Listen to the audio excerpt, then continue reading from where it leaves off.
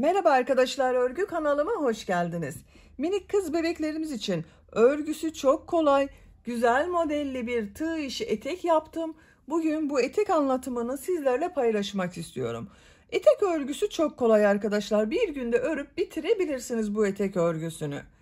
Etek örgüsüne bel örgüsünü yaparak başlıyoruz. Ben bugün bu etek anlatımını 3-6 ay arası bir bebek ölçüsüne göre yapıyorum.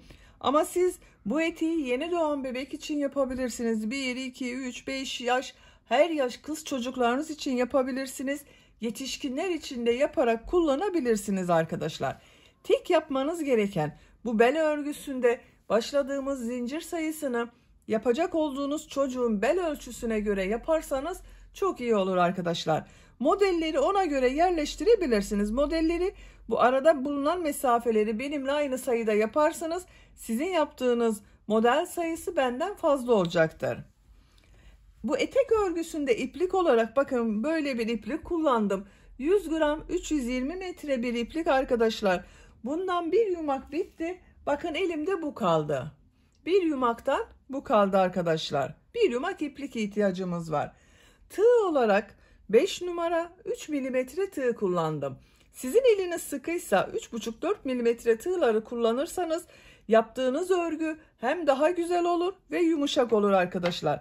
Tığ işi örgülerde eliniz sıkı olduğu zaman örgüler sert oluyor. Bakın benim örgülerim çok yumuşak. Bel örgüsünün buraya da dantel ve kurdele taktım bakın. Siz tercihinize göre bunu takmadan da kullanabilirsiniz. Sadece dantel takabilirsiniz, sadece kurdele takabilirsiniz veya ip kordonlar hazırlayarak takabilirsiniz.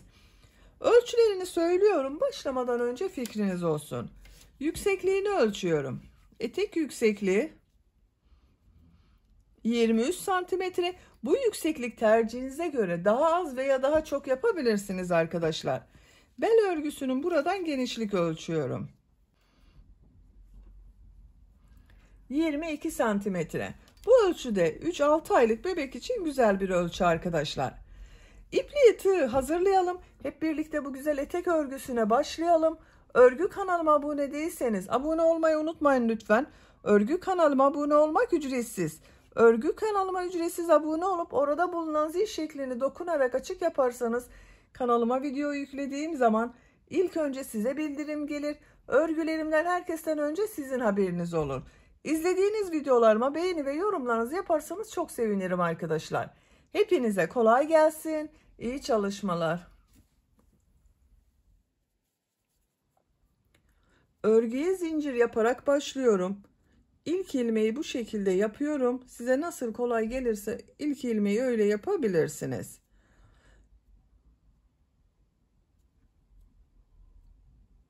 Çok sıkı zincirler yapmıyorum arkadaşlar. 88 zincir yapalım. 88 zinciri yaptım. Bakın çok sıkı zincirler yapmadım arkadaşlar. 88 zincirin kaç santimetre olduğunu ölçüyorum.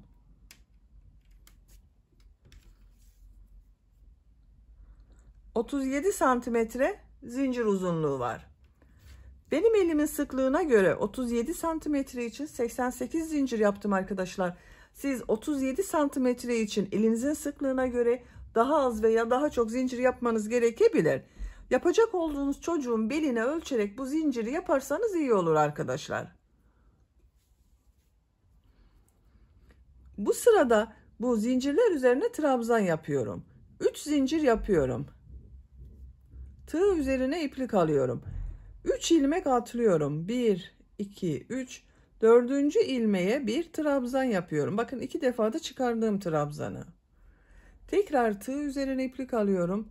Diğer ilmeğe bir trabzan yapıyorum. Her ilmek üzerine bir trabzan yapıyorum.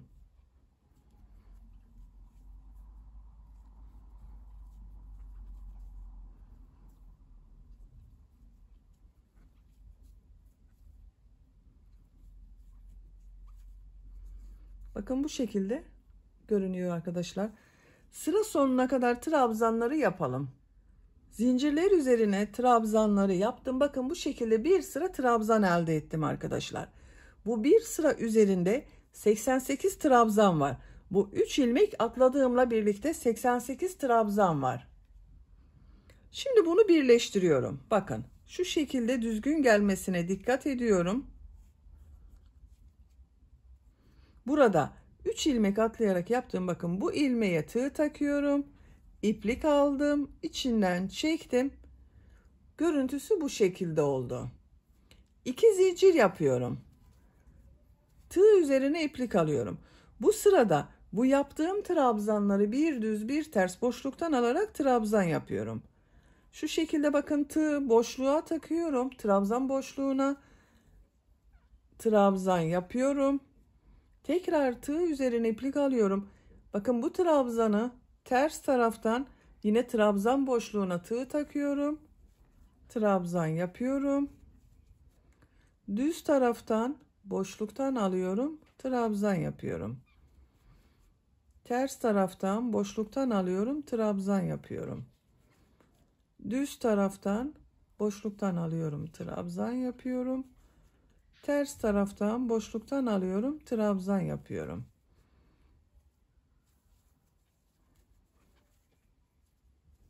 Bakın bu şekilde bir düz bir ters boşluktan alarak yaptığımız için görüntüsü böyle oluyor arkadaşlar. Burayı da birleştirelim. Bakın şu 3 ilmek atlayarak yaptığım bu ilmeğe tığ takıyorum. İplik aldım, içinden çekiyorum. Bakın burayı birleştirdim. İlmek alıyorum, sıkı çekiyorum bakın burayı. Sıra sonuna kadar bir düz bir ters boşluktan alıp trabzan yapalım. Sıra sonuna kadar trabzanları bir düz bir ters boşluktan aldım, trabzan yaptım. Son trabzanı bakın düz taraftan boşluktan aldım, trabzan yaptım. Bu yaptığım trabzanı burada yaptığım 2 zincir var. Bu ilmek ile ilmek kaydırma yaparak birleştiriyorum. Bakın bu 2 zincirde ters tarafta görünen trabzan oldu. Bakın arkadaşlar, görüntüsü böyle. 3. sıradayız. Bu sırada bu yaptığım trabzanları nasıl görüyorsam o yönde boşluktan alıyorum, trabzan yapıyorum. 2 zincir yapıyorum. Tığ üzerine iplik alıyorum. Düz görüyorum. Düz taraftan boşluktan alıyorum, trabzan yapıyorum. Bakın ters tarafta görüyorum. Ters taraftan boşluktan alıyorum, trabzan yapıyorum. Düz tarafta görüyorum. Düz taraftan boşluktan alıyorum, trabzan yapıyorum. Ters tarafta görüyorum. Ters taraftan boşluktan alıyorum, trabzan yapıyorum.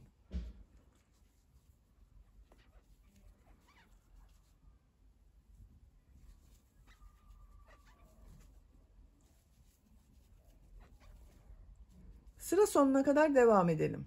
Trabzanları nasıl görüyorsam o şekilde boşluktan aldım, trabzan yaptım. Sıra sonuna kadar tamamladım. İlmek kaydırma yaparak birleştirdim. 1, 2, 3 sıra oldu arkadaşlar. 3 sıranın kaç santimetre olduğunu ölçüyorum. 2 santimetre genişlik var. Bu genişlik benim yapacağım ölçü için yeterli. Tercihinize göre siz 1 veya 2 sıra devam edebilirsiniz. 4. sıradayız. Bu sırada model yerleştirmeye başlıyorum. 3 zincir yapıyorum. Çok sıkı yapmıyorum bakın zinciri. Tığ üzerine iplik alıyorum. Aynı ilmek içine üçlü trabzan yapıyorum. Bakın 3 defa da çıkarıyorum. 1, 2, 3. Tığ üzerine iplik alıyorum. Bir ilmek atlıyorum. İkinci ilmeğe 2 üçlü trabzan, 2 zincir, 2 üçlü trabzan yapıyorum.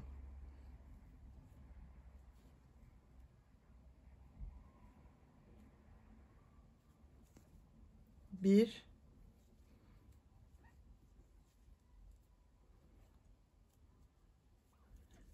iki. 2 zincir yapıyorum. 2 üçlü trabzan daha yapıyorum aynı ilmek içine.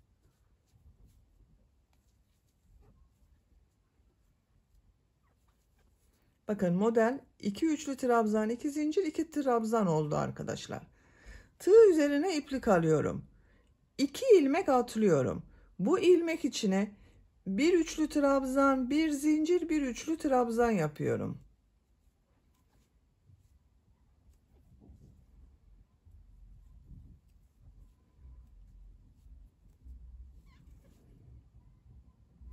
Tığ üzerine iplik alıyorum. Bir ilmek atlıyorum. İkinci ilmeğe 2 üçlü trabzan, 2 zincir, 2 üçlü trabzan yapıyorum.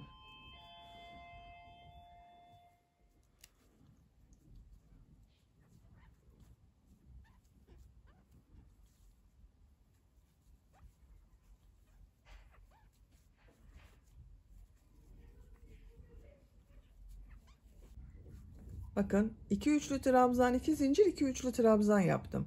Tığ üzerine iplik alıyorum. 2 ilmek atlıyorum. Üçüncü ilmeğe bir üçlü trabzan, bir zincir, bir üçlü trabzan yapıyorum.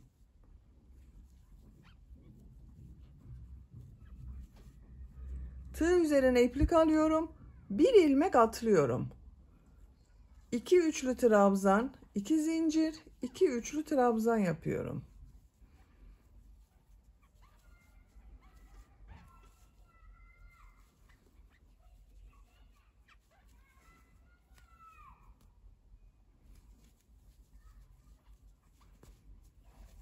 Tığ üzerine iplik alıyorum. 2 ilmek atlıyorum. Bir üçlü trabzan, bir zincir, bir üçlü trabzan yapıyorum. Bakın arkadaşlar, model bu kadar oluyor. Bir ilmeğe 2 üçlü trabzan, 2 zincir, 2 üçlü trabzan yapıyoruz. Arada 2 ilmek atlıyoruz. Bir üçlü trabzan, bir zincir, bir üçlü trabzan yapıyorum. Burada bir ilmek atlıyorum. 2 üçlü trabzan, 2 zincir, 2 üçlü trabzan yapıyorum. Bakın modellerden sonra 2 ilmek atladım. Bu bir trabzan, bir zincir, bir trabzandan sonra bir ilmek atladım. Eğer birer ilmek atlarsanız model çok sık oluyor arkadaşlar. Bu modeller arasında ikişer ilmek atlarsanız da çok seyrek model oluyor. Ben yaptım, bu şekilde denk geldi. Siz tercihinize göre daha sık veya daha seyrek de yapabilirsiniz. Sıra sonuna kadar devam edelim. Sıra sonuna kadar modelleri yaptım. Son olarak bakın 2 üçlü trabzan, 2 zincir, 2 üçlü trabzan yaptım. Bu ilk yaptığım zincir vardı. Bu boşluğa tığ takıyorum, ilmek kaydırma yaparak sırayı birleştiriyorum. Bakın arkadaşlar, aralarda atlama yapmadım. Bir model yaptım. Bir yerde de bir üçlü trabzan, bir zincir, bir trabzan yaptım. Sıra sonuna kadar tamamladım. İkinci model sırasındayım. Bakın buradayım. 3 zincir yapıyorum. Tığ üzerine iplik alıyorum. Üçlü trabzan yapıyorum. Tığ üzerine iplik alıyorum. Bu sırada bu modelleri 3 üçlü trabzan, 2 zincir, 3 üçlü trabzan yapıyorum. Bakın bu sırada 2 üçlü trabzan, 2 zincir, 2 üçlü trabzan yaptım. Bu sırada 3 üçlü trabzan, 2 zincir, 3 üçlü trabzan yapıyorum.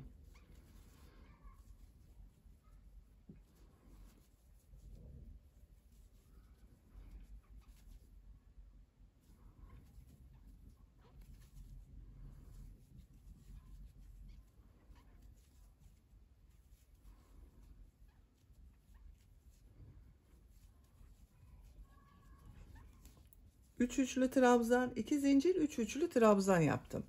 Tığ üzerine iplik alıyorum. Bu bir zincirli boşluğa bir üçlü trabzan, bir zincir, bir üçlü trabzan yapıyorum.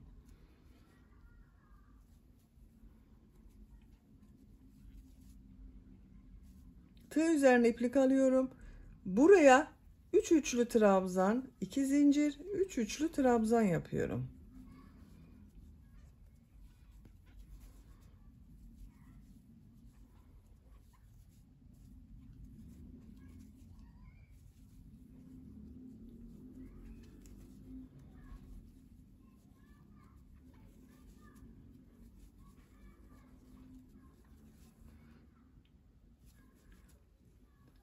Bu bir zincirli boşluğa bir üçlü trabzan, bir zincir, bir üçlü trabzan yapıyorum. 3 üçlü trabzan, 2 zincir, 3 üçlü trabzan yapıyorum.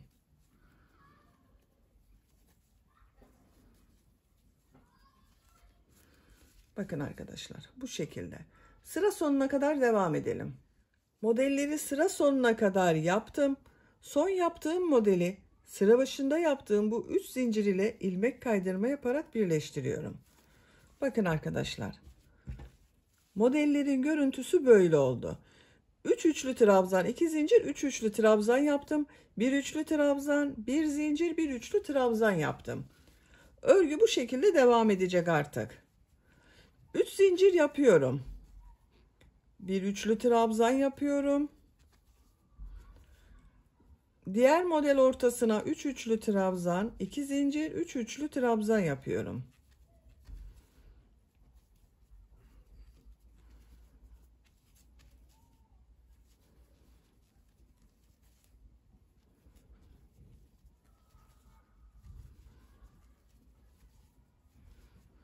Bir üçlü trabzan, bir zincir, bir üçlü trabzan yapıyorum. Bakın. Örgü bu şekilde devam edecek. Yapacak olduğunuz çocuğun büyüklüğüne ve en önemlisi de tercihinize göre model sırasını istediğiniz kadar tekrarlayarak tamamlayalım. Etek örgüsünü 12 model sırası yaptım.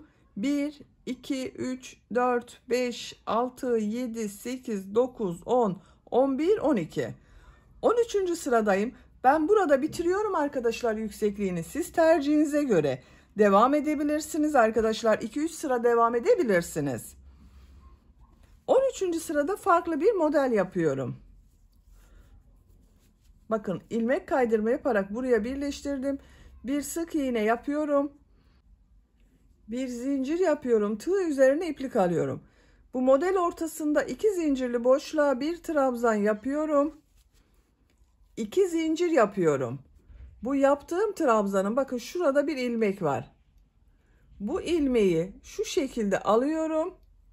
Sık iğne yapıyor gibi yaptım. Minik bir pıtırcık model yaptım. Tığ üzerine iplik alıyorum. Tekrar ikili trabzan yapıyorum bakın. 2 defa da çıkardım.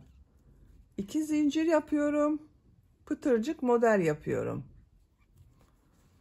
Trabzan yapıyorum. 2 zincir yapıyorum. Pıtırcık model yapıyorum.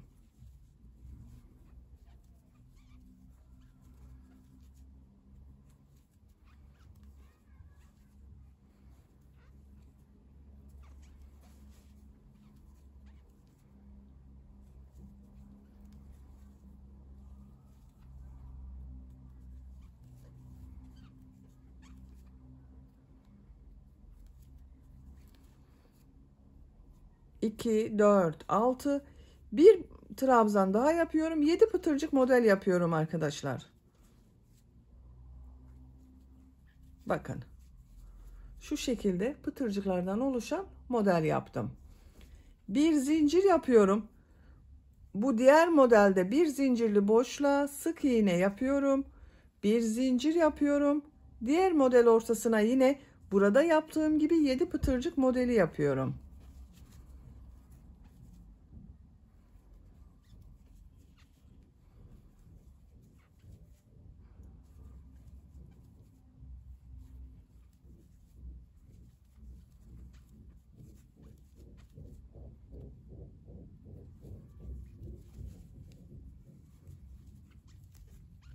Hızlı yapıyorum arkadaşlar.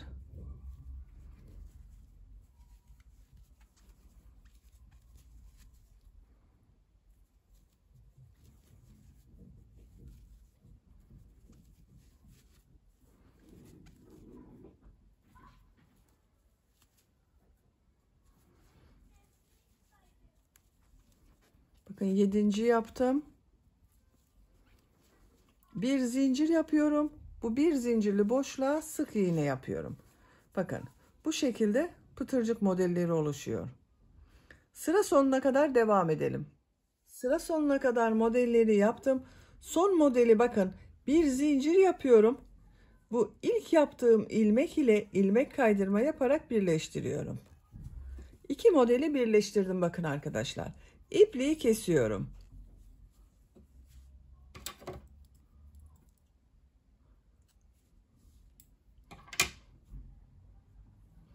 ilmeğin içinden bakın çekiyorum. Bu şekilde oldu. Bakın birleştirdiğimiz yerin görüntüsü böyle. Eteğin örgüsünü bitirdik arkadaşlar. Bakın. Artık etek giyilmeye hazır. Bel örgüsü bakın esnek oldu. Bir düz bir ters örgü yaptığımız için esnek oldu. Buraya isterseniz örgünün ters tarafından ince lastikleri de takabilirsiniz. Veya bu şekilde dantel takabilirsiniz arkadaşlar. Kurdale takabilirsiniz. Veya kendinizin yaptığı iplik kordunda yapabilirsiniz. Bakın etek örgüsünü bu şekilde arkadaşlar, çok güzel bakın. Bitmiş olarak size ölçülerini söylüyorum. Buradan gövde genişliğini ölçüyorum. 22 santimetre. Yüksekliğini ölçüyorum.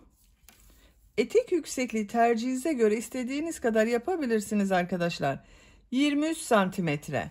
Benim yaptığım ölçüye göre 23 santimetre etek oldu arkadaşlar. Siz tercihinize göre da bu model sırasını daha çok veya daha az yapabilirsiniz. 3-6 aylık bebek için çok güzel oldu. 6 ay bebek çok rahat kullanır bu etek örgüsünü arkadaşlar. 1 yaşına kadar kullanabiliriz. İplik olarak da bakın bir yumak iplikten bu kaldı. Bir yumak iplik kullandım. 100 gram 320 metrelik bir yumak iplik kullandım. Beni dinlediğiniz ve izlediğiniz için hepinize çok teşekkür ederim. Örgü kanalıma abone değilseniz abone olmayı unutmayın lütfen. Örgü kanalıma abone olmak ücretsiz. Örgü kanalıma ücretsiz abone olup orada bulunan zil şeklini dokunarak açık yaparsanız kanalıma video yüklediğim zaman ilk önce size bildirim gelir. Örgülerimden herkesten önce sizin haberiniz olur. İzlediğiniz videolarıma beğeni ve yorumlarınızı yaparsanız çok sevinirim arkadaşlar. Sizlerle yeni örgülerde görüşmek dileğiyle. Hoşça kalın, sevgiyle kalın.